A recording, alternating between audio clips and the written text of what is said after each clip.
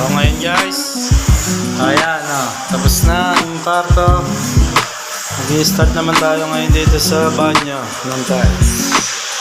Ayan, kung makikita nyo guys, nilayout yun na siya. Ilitansin natin. Kinuha ko lang yung pinakamanipis niya dito sa linya ng pagka-test dito sa CR. Makikita nyo guys, ayan ito yung sa shower niya, hot and cold.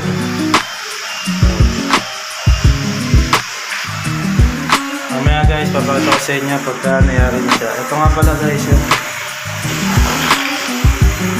Kaya riyan na gagawin natin banyo. Ayan yung kaya riyan na gagawin natin.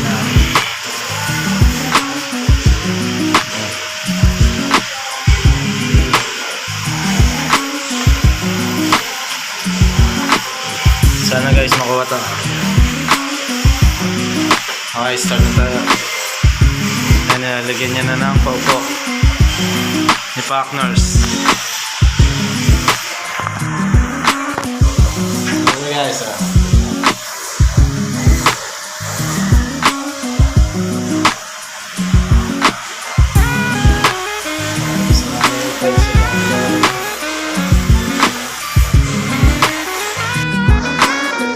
guys, makikita nyo napunta yung mga dugtungan yan.